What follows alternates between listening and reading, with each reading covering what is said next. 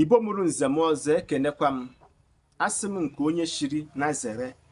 Tata aga m akọwakwara unu gbatịa ya ọfụma ife gbasara ịgba afa n'ala Igbo.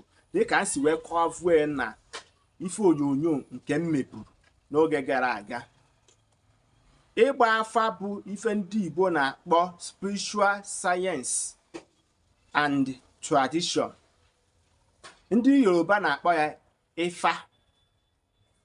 Ndị Yoruba believe that Ifa is a mystery figure or Oruwani, which is regarded as the deity of wisdom, intellectual development. Igba afa dịwa matabubuo. Ọ bụ na ịgba afa ka eji achọpụta nsogbu nke inwere. Dịka na ịbụ onye nwere nsogbu mana ịmarọ nsogbu inwere, ịmarọ ife na-eme n'ezi gị maọbụ na-eme na ngwuru gị, asị gị jee n'afa ka a kpọọ ya afa. Ọ bụrụ okwenụ dibịa niile bụ dibịa ịgba afa marụ.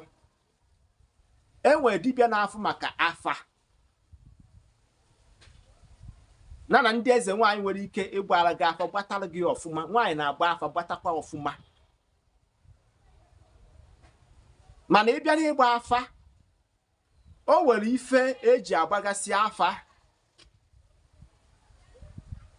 Nke mbụ bụ nzu na-adị n'yanụ, ọjị na-adị n'yanụ, kola nut, ekpiri na-adị n'yanụ, ọfọ na-adị n'yanụ, ogene na-adị n'yanụ, na mmanya ọkụ na-adịkwa n'yanụ.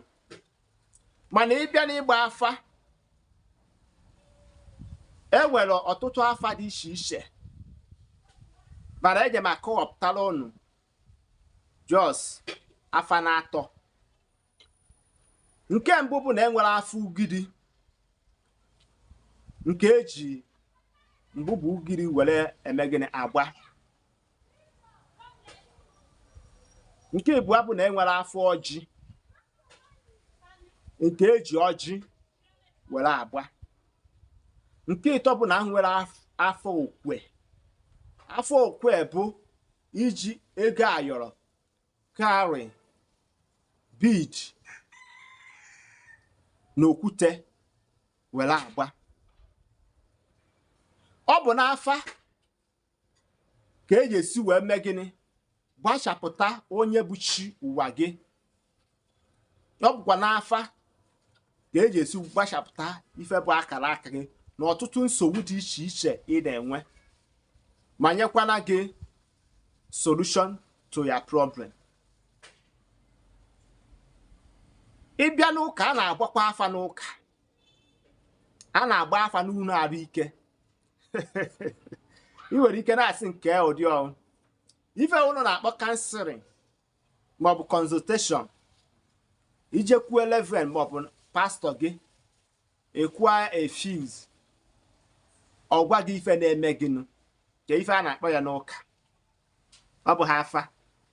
Ọ maka na enye ya baptism name. Ije n'ụlọ ọgwụ ije nyocha ife na-eme gị, maka ya ịnwụkata n'ọgwụ ị na-aya ahụ ịmaghị ife na-eme gị, asị gị na-eji eme nyocha. Emechecha nyocha, akpọ ya ịda akpọ ya malaria parasite maọbụ akpọ ya ọtụtụ ọya dị iche iche. Ọ bụ ha afa ka ọ bụ. He left for you. So ụmụnne m, ama na nkụzi a na ọ kwere gị nghọta na o doro gị anya. Si ife nwere ike imedo, biko ikere iche ife onyonyo ha fere ya ụmụnna anyị ka ha mụta ife ga-enyere ndụfe aka. Gaa na my YouTube page ka etinyere m akara subscribe ma on your link notification bell, so that anytime you come across my video, you come and watch it. Remember that I am still the Maazi-UC. The topic of today is Igba Afa n'ala Igbo. Gaa gbaa afa ka a kpọọ ya afa. Igbo bụ Igbo. Ndewo.